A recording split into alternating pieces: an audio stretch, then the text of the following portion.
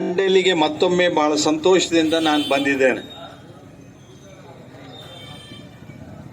ನಾನು ದಾಂಡೇಲಿಯ ನಮ್ಮ ಹಳಿಯಾಳ ಕ್ಷೇತ್ರದ ನಮ್ಮ ಉತ್ತರ ಕನ್ನಡ ಲೋಕಸಭಾ ಕ್ಷೇತ್ರದ ಮತದಾರರನ್ನ ಮತ್ತೊಮ್ಮೆ ದಾಂಡೇಲಿಯ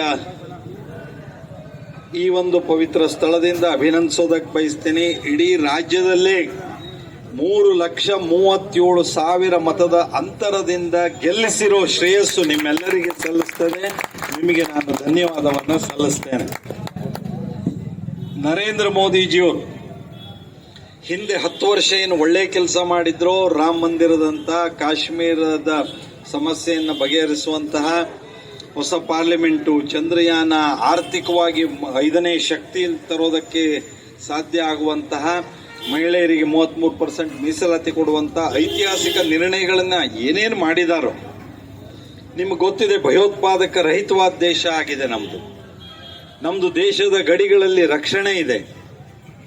ಅಷ್ಟೇ ಅಲ್ಲ, ಸಾಮಾನ್ಯ ಬಡವರಿಗೆ ಉಜ್ವಲ್ ಗ್ಯಾಸ್ ಯೋಜನೆಯಿಂದ ಹಿಡಿದು ಆಯುಷ್ಮಾನ್ ಭಾರತದ ಒಂದು ಆರೋಗ್ಯ 5 ಲಕ್ಷ ರೂಪಾಯಿವರೆಗಿನ ಚಿಕಿತ್ಸೆಯ ಹಣದಿಂದ ಹಿಡಿದು ಕಿಸಾನ್ ಸನ್ಮಾನ್ ಕಾರ್ಡ್ ಒಳಗೊಂಡಂತೆ ಅನೇಕ ಯೋಜನೆಗಳನ್ನ, ರೈಲ್ವೆ, ರಸ್ತೆ ಯೋಜನೆಗಳನ್ನೆಲ್ಲ ನಮ್ಮ ದೇಶದಲ್ಲಿ ಜಾರಿಗೊಳಿಸಿ ಅವರು 3ನೇ ಬಾರಿಗೆ ಪ್ರಧಾನಿ ಆಗಬೇಕು ಅಂತ ಈ ದೇಶದ ಜನ ಬಯಸಿ ಅವರು ಮತ್ತೊಮ್ಮೆ ಪ್ರಧಾನಿ ಆಗಿದ್ದಾರೆ.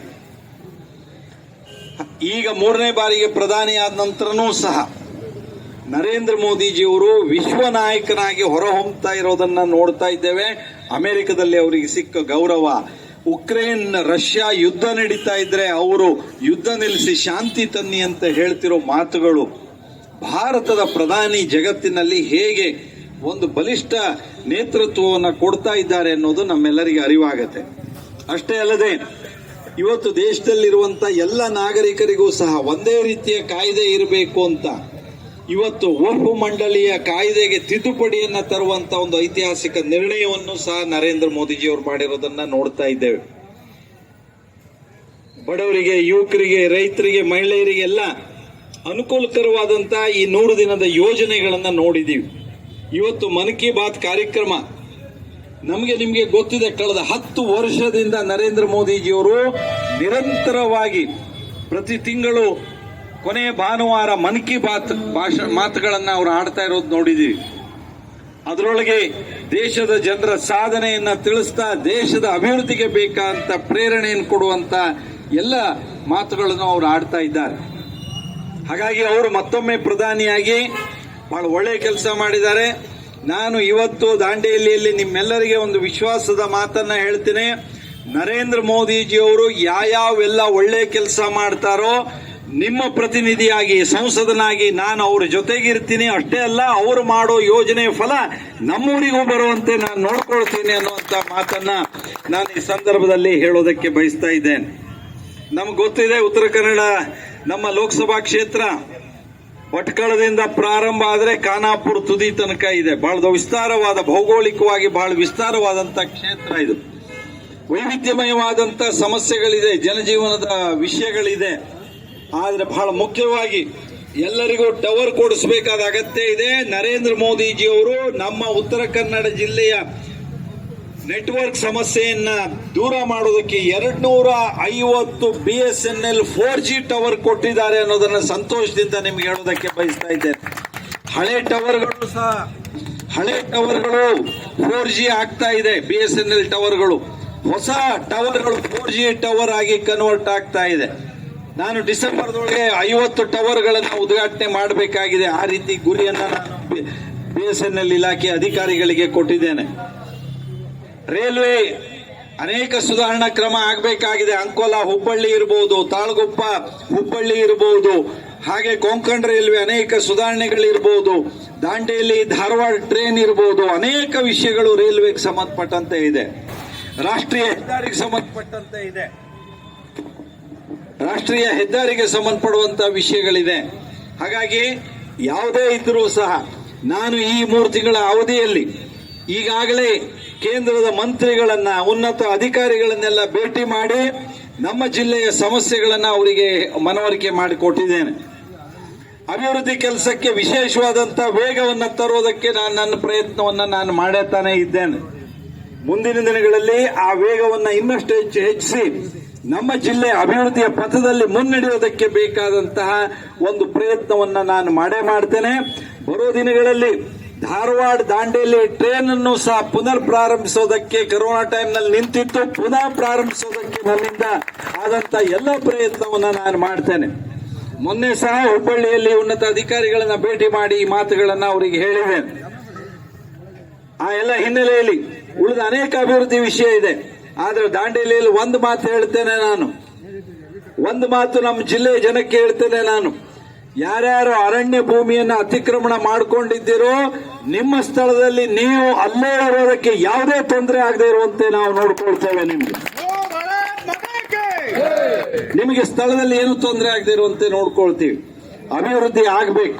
ಅಭಿವೃದ್ಧಿಗೆ ನಾನು ನಿಮ್ಮ ಜೊತೆಗಿದ್ದೇನೆ. ಆ ಅಭಿವೃದ್ಧಿಯನ್ನು ಮಾಡೋಣ ಅಂತ ಹೇಳ್ತಾ, ಬಂಧುಗಳೇ, ರಾಜ್ಯದ ಕಾಂಗ್ರೆಸ್ ಸರ್ಕಾರ ದೇಶದಲ್ಲಿ ಕರ್ನಾಟಕದ ಜನ ತಲೆ ತಗ್ಗಿಸುವಂತ ಭ್ರಷ್ಟ ಆಡಳಿತವನ್ನು ಮಾಡ್ತಾ ಇದೆ. ಕಾಂಗ್ರೆಸ್ಸಿಗೆ ನಾಚಿಕೆ ಆಗಬೇಕು. ಇಂಥ ಭ್ರಷ್ಟ ಮುಖ್ಯಮಂತ್ರಿಗಳನ್ನ ಇಟ್ಕೊಂಡು ಕಾಂಗ್ರೆಸ್ ಹೈಕಮಾಂಡ್ ಇವರನ್ನ ಸಹಿಸಿಕೊಳ್ತಾ ಇದೆ, ಒಪ್ಪಿಕೊಳ್ತಾ ಇದೆ ಅಂದ್ರೆ ಕಾಂಗ್ರೆಸ್ ಯಾವ ನಿರ್ಲಜ್ಜತನದ ಆಡಳಿತವನ್ನ ಮಾಡೋದಕ್ಕೆ ಮುಂದಾಗಿದೆ ಅನ್ನೋದು ಗೊತ್ತಾಗತ್ತೆ. ಭ್ರಷ್ಟ ಸರ್ಕಾರ. ಸಿದ್ದರಾಮಯ್ಯನವರು ಸ್ವತಃ ಹೆಂಡತಿಗೆ 14 ಸೈಟ್ ಕೊಟ್ಟಿದ್ದಾರೆ, ಆದರೂ ಏನೂ ತಪ್ಪಾಗಿಲ್ಲ ಅನ್ನೋ ರೀತಿಯಲ್ಲಿ ಮಾತನಾಡ್ತಿದ್ದಾರೆ. ಗವರ್ನರ್ ಹೇಳಿದ್ದಾರೆ, ಹೈಕೋರ್ಟ್ ಹೇಳಿದ್ದಾರೆ, ನ್ಯಾಯಾಂಗಕ್ಕೆ ಸಂವಿಧಾನದ ಉನ್ನತ ಸ್ಥಾನದಲ್ಲಿರುವಂತಹ ಗವರ್ನರ್ ಅವರಿಗೆ ಅವರ ಮಾತುಗಳಿಗೆ ಗೌರವವನ್ನು ಕೊಡೋದು ಸಿದ್ದರಾಮಯ್ಯನವರು ಕಲಿಬೇಕು, ಕಾಂಗ್ರೆಸ್ ಕಲಿಬೇಕು. ಸಿದ್ದರಾಮಯ್ಯನವರು ಅವಕಾಶವಾದಿ ರಾಜಕಾರಣ ಮಾಡಬಾರದು. ಹಿಂದೆ ಇವರೇ ಯಾರ್ಯಾರ ಬಗ್ಗೆ ಏನೇನು ಹೇಳಿರೋ ಮಾತುಗಳಿದೆ ಅನ್ನೋದು ಗೊತ್ತಿದೆ ನಮಗೆ. ಈಗ ಇವ್ರ ಕಾಲ್ಬುಡಕ್ಕೆ ಬಂದಾಗ ಇವರು ಹೇಗೆ ನಡ್ಕೊಳ್ತಿದ್ದಾರೆ ದುರಂಕಾರದಿಂದ ಅಂತ ನಾವು ನೋಡ್ತಾ ಇದ್ದೇವೆ. ರಾಜ್ಯ ಜನ ನೋಡ್ತಾ ಇದ್ದಾರೆ. ಇದು ಪ್ರಜಾಪ್ರಭುತ್ವಕ್ಕೆ, ಕರ್ನಾಟಕದ ಜನತೆಗೆ ಶೋಭೆ ತರೋದಲ್ಲ. ಸಿದ್ದರಾಮಯ್ಯನವರೇ, ಕಾಂಗ್ರೆಸ್ನವರು ಹೈಕಮಾಂಡಿಗೂ ಹೇಳಬೇಕು, ನಾವು ಕಾಂಗ್ರೆಸ್ಸಿಗೂ ಹೇಳಬೇಕು, ಇಂಥ ಭ್ರಷ್ಟ ಮುಖ್ಯಮಂತ್ರಿಗಳನ್ನ ಯಾಕೆ ಸಹಿಸಿಕೊಂಡಿದ್ದೀರಿ? ಸಂವಿಧಾನಕ್ಕೆ ಗೌರವ ಇಲ್ಲ, ನ್ಯಾಯಾಂಗಕ್ಕೆ ಗೌರವ ಇಲ್ಲದೆ ಇರುವಂತಹ ಒಂದು ಆಡಳಿತ ವ್ಯವಸ್ಥೆಯನ್ನ ಯಾಕೆ ಮುಂದುವರಿಸ್ತಿದ್ದೀರಿ ಅನ್ನೋದನ್ನ ನಾವು ಕೇಳಬೇಕಾಗಿದೆ ಕಾಂಗ್ರೆಸ್ಸಿಗರಿಗೆ. ವಾಲ್ಮೀಕಿ ಹಗರಣದಲ್ಲಿ 187 ಕೋಟಿ, ಭಾರತೀಯ ಜನತಾ ಪಾರ್ಟಿಯವರು 187 ಕೋಟಿ ಅಂತ ಹೇಳಿದ ಮೇಲೆ ಸದನದಲ್ಲಿ ಸಿದ್ದರಾಮಯ್ಯನವರು ಸದನದಲ್ಲಿ ಬಂದು ಹೇಳ್ತಾರೆ, ಬಿಜೆಪಿಯವರು ನಮ್ಮ ಮೇಲೆ ಸುಳ್ಳು ಆರೋಪ ಮಾಡ್ತಿದ್ದಾರೆ, ರಾಜಕೀಯ ದುರುದ್ದೇಶದ ಮಾತುಗಳನ್ನು ಹೇಳ್ತಿದ್ದಾರೆ. ಬಿಜೆಪಿಯವರು ಹೇಳುವ ಹಾಗೆ ವಾಲ್ಮೀಕಿ ಹಗರಣದಲ್ಲಿ 187 ಕೋಟಿ ರೂಪಾಯಿ ಹಗರಣ ಆಗಿಲ್ಲ, ಅದು 87 ಕೋಟಿ ಹಗರಣ ಆಗಿದೆ ಅಂತ ಯಾರು ಹೇಳೋರು? ಸ್ವತಃ ಮುಖ್ಯಮಂತ್ರಿ. ಎಲ್ಲಿ ಹೇಳಿದ್ದು? ಸದನದ ಒಳಗೆ ಹೇಳಿದ್ದು. ಇಂಥ ಮುಖ್ಯಮಂತ್ರಿಗಳು ಭ್ರಷ್ಟಾಚಾರವನ್ನ ನಡೆಸ್ತಿರೋರು, ಕೇವಲ ಪ್ರೋತ್ಸಾಹಿಸ್ತಾ ಇರೋರಲ್ಲ, ನಡೆಸ್ತಾ ಇರುವಂತವ್ರು. ಇವರು ಅಧಿಕಾರದಲ್ಲಿ ಮುಂದುವರಿಬಾರದು. ರಾಜ್ಯದ ಅಭಿವೃದ್ಧಿಗೆ ಹಣ ಬರ್ತಾ ಇಲ್ಲ. ಪಾಕಿಸ್ತಾನ್ ಜಿಂದಾಬಾದ್ ಅಂತ ಹೇಳಿದಂತವರಿಗೆ ಅವರಿಗೆ ವಿಶೇಷವಾದಂತ ಗೌರವ ಸ್ಥಾನಮಾನ ಸಿಗ್ತಾ ಇರೋದನ್ನ ನೋಡಿದೆ. ಭಾರತದಲ್ಲಿರುವಂತಹ ಪ್ರಜೆಗಳು ನಾವೆಲ್ಲ ಒಂದಾಗಿರಬೇಕು ಅನ್ನೋದ್ರ ಬದಲಿಗೆ ಅಲ್ಪಸಂಖ್ಯಾತರಿಗೆ ಕಾಂಗ್ರೆಸ್ ದಿಕ್ಕು ತಪ್ಪಿಸಿ ರಾಷ್ಟ್ರೀಯ ಮುಖ್ಯವಾಹಿನಿಯಲ್ಲಿ ವಿಚಾರದಲ್ಲಿ ಅವರು ಇಲ್ಲದೆ ಇರುವಂತೆ ಮಾಡ್ತಾ ಇರೋದು ಕಾಂಗ್ರೆಸ್. ಹಾಗಾಗಿ ಕಾಂಗ್ರೆಸ್ಸಿನ ಆಡಳಿತದ ವೈಫಲ್ಯತೆ ಇವತ್ತು ಜನತೆಗೆ ಗೊತ್ತಿದೆ. ಈ ವೈಫಲ್ಯತೆಯನ್ನ ನಾವು ಅಧಿಕೃತ ವಿರೋಧಿ ಪಕ್ಷವಾಗಿ ಜನತೆಗೆ ತಿಳಿಸ್ತಾ, ಜನರನ್ನ ಸಂಘಟಿಸ್ತಾ ಪ್ರಜಾಪ್ರಭುತ್ವದ ಮೌಲ್ಯವನ್ನ ಎತ್ತಿ ಹಿಡಿಯೋದಕ್ಕೆ ಬೇಕಾದಂತ ಒಂದು ಪ್ರಯತ್ನವನ್ನ ಭಾರತೀಯ ಜನತಾ ಪಾರ್ಟಿ ಮಾಡ್ತಾ ಇದೆ.